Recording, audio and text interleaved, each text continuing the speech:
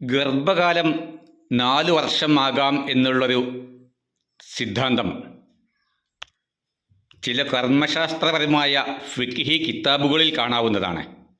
പക്ഷേ അതൊക്കെ ഖുർആനിലോ ഹദീസിലോ ഉള്ള തത്വങ്ങളല്ല. ഖുർആനിലും ഹദീസിലും അതിനുള്ളൊരു സൂചന പോലും ലഭ്യമല്ല.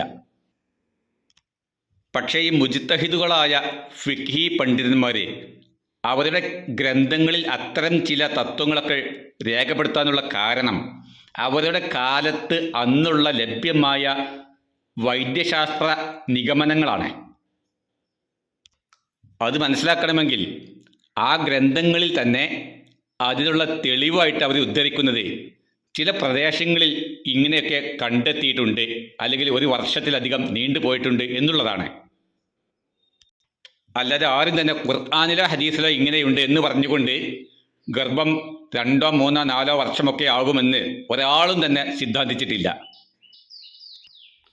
പക്ഷേ കാര്യം അങ്ങനെയൊക്കെയാണെങ്കിലും ചില ആളുകൾ നബിയുടെ മാതാവിൻ്റെ ആമിനയുടെ ഗർഭം 4 കൊല്ലമാണെന്ന് ഒരു പരിഹാസ്യ സ്വഭാവത്തിൽ വിമർശിക്കുന്നുണ്ട്.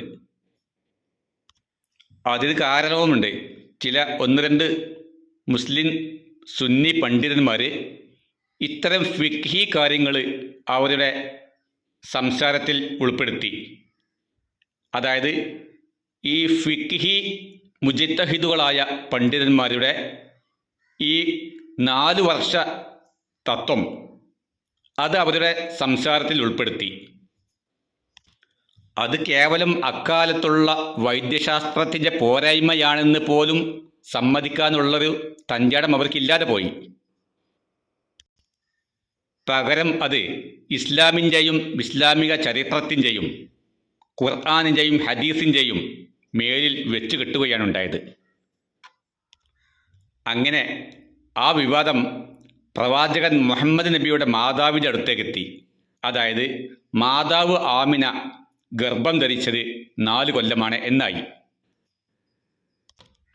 സത്യത്തിൽ നബിയുടെ മാതാവ് ആമിന ബീവി 4 വർഷം ഗർഭം ചുമന്നിട്ടില്ല. വെറും 9 മാസം, കൃത്യമായി 9 മാസമാണ് അവരുടെ ഗർഭകാലമുണ്ടായത്. ഈ ഒരു സത്യം പോലും വിസ്മരിക്കപ്പെട്ടു. നബിയുടെ മാതാവ് 4 വർഷം ഗർഭം ചുമന്നാണ് മുഹമ്മദ് നബിയെ പ്രസവിച്ചതെന്ന് വരുത്തി തീർക്കാൻ വേണ്ടി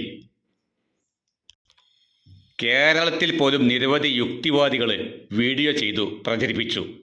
അവർക്കുള്ള അടിസ്ഥാനം എന്തെന്ന് വെച്ചാൽ ചില അറബി വീഡിയോസ് ആയിരിക്കും, അല്ലെങ്കിൽ ഇംഗ്ലീഷ് വീഡിയോസ് ആയിരിക്കും.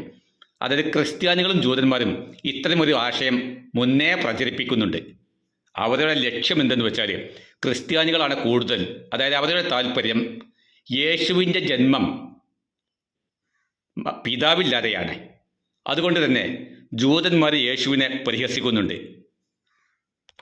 അതായത് പിതാവില്ലാത്ത ആ ജന്മത്തെ, ആ മാതാവിനെ പരിഹസിച്ചുകൊണ്ട് ചോദ്യം ചെയ്യുന്നവരാണ് ജൂതന്മാർ. അപ്പോൾ സ്വാഭാവികമായും പരമ പവിത്രതയുള്ളൊരു കുടുംബത്തിലാണ് നബി ജനിച്ചതെന്നിരിക്കെ ആ നബിയെ, മുഹമ്മദ് നബിയെ വിമർശിച്ചാൽ ലോകത്തെ 2 പ്രധാന മതങ്ങളും തുല്യമാണ് എന്നൊരു തോന്നൽ പൊതുജനങ്ങൾക്ക് ഉണ്ടായേക്കും. അതിനു വേണ്ടിയാണ് അവർ വീഡിയോസൊക്കെ ചെയ്യുന്നത്. അതിനുവേണ്ടി മുഹമ്മദ് നബിയുടെ ഗർഭകാലം, അതായത് ആമിന മുഹമ്മദ് നബിയെ ഗർഭം ധരിച്ചത് 4 വർഷമാണ് എന്ന് മാത്രമല്ല, പിതാവ് മരണപ്പെട്ട് 4 കൊല്ലം കഴിഞ്ഞാണ് മുഹമ്മദ് നബി ജനിച്ചത് എന്നൊക്കെയുള്ള വ്യാജ പ്രചാരണങ്ങൾ അവർ മെനഞ്ഞുണ്ടാക്കി. അതിന് തെളിവായിട്ട് ചില അറബി വീഡിയോകളിലൊക്കെ ഞാൻ കണ്ടത് തൊബക്കാത്തു ഇബ്നു സഅദ് എന്ന പുസ്തകമാണ്. അതായത് ഇതാണ് പുസ്തകം, തൊബക്കാത്തു ഇബ്നു സഅദ്. ഇത് ലബനാനിൽ നിന്ന് പബ്ലിഷ് ചെയ്യുന്ന ഒരു ക്ലാസിക്കൽ ഗ്രന്ഥമാണ്. ലബനാനിലെ ബെയ്റൂത്തിലെ ദാറുൽ ഫിക്കർ പബ്ലിക്കേഷനാണ് ഇത് പബ്ലിഷ് ചെയ്യുന്നത്.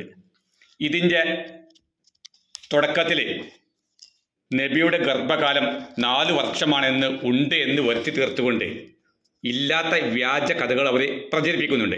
സത്യത്തിൽ ഇതിൽ എന്താണ് നബിയുടെ ജന്മത്തെ സംബന്ധിച്ച് പറയുന്നതെന്ന് നമുക്കൊന്ന് നോക്കാം. ഇതിൽ നബിയുടെ ജന്മത്തെ സംബന്ധിച്ച് ആകെ പറയുന്ന കാര്യം ഇങ്ങനെയാണ്.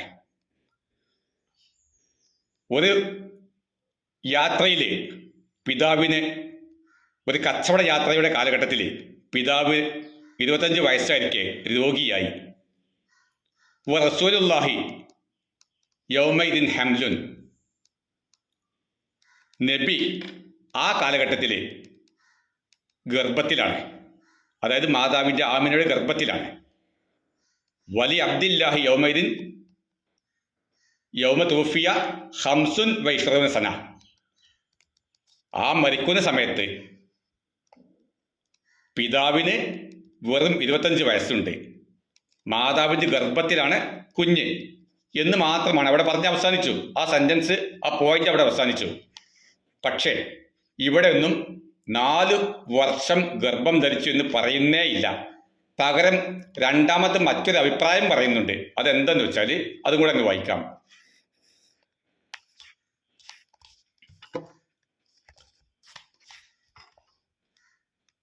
തൂഫി അബ്ദുല്ലാഹ് ബിൻ അബ്ദുൽ മുത്തലിബ് ബാദമ അത്താല റസൂലുള്ളാഹി സ്വല്ലല്ലാഹു അലൈഹി വസല്ലം സമാനിയത്തുൻ വഇശ്റൂന ശഹറൻ.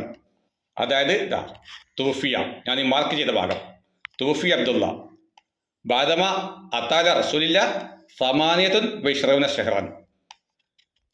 28 മാസം പ്രായമായ ശേഷമാണ് ആര്, അബ്ദുൽ മുത്തലിബിൻ്റെ മകനാവുന്ന അബ്ദുള്ള മരിച്ചത്. നബി ജനിച്ച് 28 മാസം, അതായത് 2.25 വയസ്സ് നബിക്ക് ആയ ശേഷമാണ് മരിച്ചത്. ഇങ്ങനെ 2 അഭിപ്രായങ്ങളാണ് ഇതിലുള്ളത്. അപ്പോൾ 2 അഭിപ്രായത്തിൽ ഒന്ന്, നബി ഗർഭത്തിലിരിക്കെ പിതാവ് മരിച്ചു. രണ്ടാമത് നബി ജനിച്ച് 2.25 വയസ്സ് പൂർത്തിയായ ശേഷം പിതാവ് മരിച്ചു. ഇങ്ങനെ 2 അഭിപ്രായങ്ങൾ മാത്രമാണ് ഈ തൊബക്കാത്ത് എന്ന പുസ്തകത്തിലുള്ളത്. എന്നിരിക്കെ ചരിത്രത്തിൽ ഒരു തെളിവുമില്ലാത്ത ഈ വ്യാജ ആരോപണങ്ങൾ എന്തിനാണ് ഇസ്ലാമിൻ്റെ പേരിൽ പടച്ചുണ്ടാക്കുന്നത്? അതുപോലെ ഷെയ്ഖ് ഇബ്നുൽ ഖയ്യിമിൻ്റെ സാദുൽ മആദിലും ഇതേ തത്വം പറയുന്നുണ്ട്. അതായത്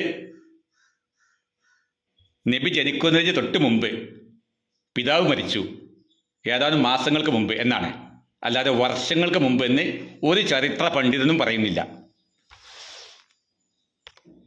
നബിയുടെ മാതാവാകുന്ന ആമിനയെയും